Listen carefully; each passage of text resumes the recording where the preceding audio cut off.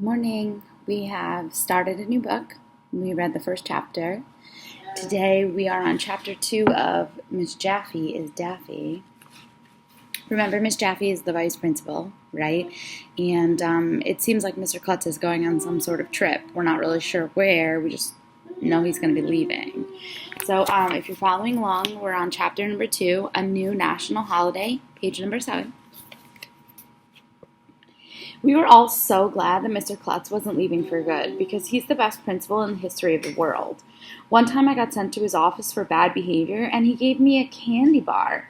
It was the greatest moment of my life. After Mr. Klutz's big announcement, we went back to class with our teacher, Mr. Granite, who was from another planet, you know. "Good day, mates," said Mr. Granite. "This week we're going to learn about the Civil War. It was called the War Between the States because the northern states and the southern states fought each other." "What? That makes no sense at all. If you're going to have a war," Michael said, "you should fight someone else." "Yeah," I said, "having a war with yourself is like punching yourself in the nose." "Maybe we ran out of other countries to fight," said Ryan, "so we had to fight ourselves."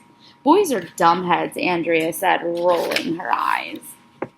I was going to say, "So is your face," to Andrea, but you'll never believe in 1,100,000 years who walked into the door at that moment. Well, nobody, because if you walked into a door, it would hurt. But you'll never believe who walked into the doorway. It was Mrs. Jaffe, the vice principal. "To what do we owe the pleasure of your company, Mrs. Jaffe?" asked Mr. Granite. "That's grown-up talk for, what the heck are you doing here?" "Howdy, guys and gals," said Mrs. Jaffe. "I'm still new at elementary school, so I wanted to introduce myself to each class personally. With Mr. Klutz away for 4 days, I say it's a good chance for us to get to know each other, by golly."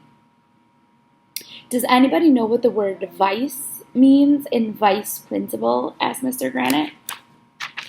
She looks sort of sweet, that Miss Jaffe, doesn't she? She's just like, "Hi." A bunch of hands shot in the air. Mr. Granite called on Michael. "Vice means not good enough," Michael said. "Like the vice president isn't good enough to be the president." Not exactly," said Mrs. Jaffe. I got called on next. "My dad uses a vice in his workshop to hold stuff," I said. "I took one of my sister's dolls and crushed it in the vice. It was really cool." Not that kind of vice, AJ, said Mr. Granite. Andrea was waving her hands around like somebody was stranded on a desert island trying to signal a plane. She is so annoying. Andrea keeps a dictionary on her desk so she can look up words and show everyone how smart she is. A vice is a bad habit, like smoking or drinking or gambling, she said. Yes, but Andrea, that's not it either, said Mr. Granite. Ha! For the first time in her life, Andrea got something wrong. It should be a national holiday. They could call it Dumbhead Andrea Day.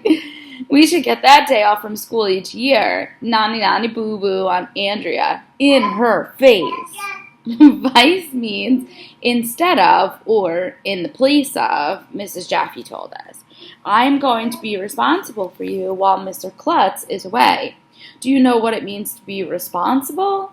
That means you mess up a lot, I said. Anytime something goes wrong at my house, my mom says, I'm responsible. Everybody laughed, even though I don't think I said anything funny. You haven't been vice principal for very long, Mrs. Jaffe said. Mr. Granite, are you sure you have enough experience to be the principal? You betcha, Mrs. Jaffe said. When I sit at my desk, I can see Mr. Klutz's office. I didn't see what that had to do with anything. Where did Mr. Klutz go anyway? Asked Emily. Oh, he's away. He's on his way to principal camp, Mrs. Jaffe told us. He's going to learn how to be a better principal.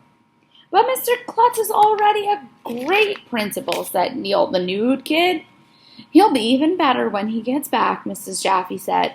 Principal camp sounds like fun, said Emily. What if something terrible happens to Mr. Klutz at principal camp, I asked. Like what, AJ? Asked Mr. Granite. Well, what if his canoe tips over and he drowns in the lake, I said. They don't have canoes or lakes at Principal Camp Arlo, Andrea said, rolling her eyes. She calls me by my real name because she knows I don't like it. They do too. Do not. We went on like that for a while, and Andrea said the Principal Camp was probably just a bunch of grown-ups sitting around eating cheese and crackers, because that's what grown-ups like to do. I like cheese and crackers, Ryan said. What kind of cheese do they have there? Asked Michael. I really like Munster cheese. Look at the picture.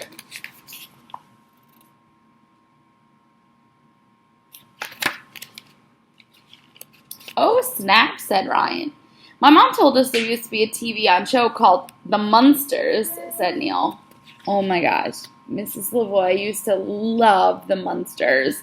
If you never saw The Munsters, sometime during this, whatever it is we're going through, you should ask your parents if they'll look up The Munsters for you. It's this really old show, and it's in black and white, and the dad's like a Frankenstein. Seriously, check it out. Mr. Granite made the shut up peace sign with his fingers. Okie dokie, can we please get back on topic? Said Mrs. Jaffe. Everything is going to be fine while Mr. Klutz is away. What could possibly go wrong? I remember the last time somebody asked what could possibly go wrong. It was at our graduation from 2nd grade.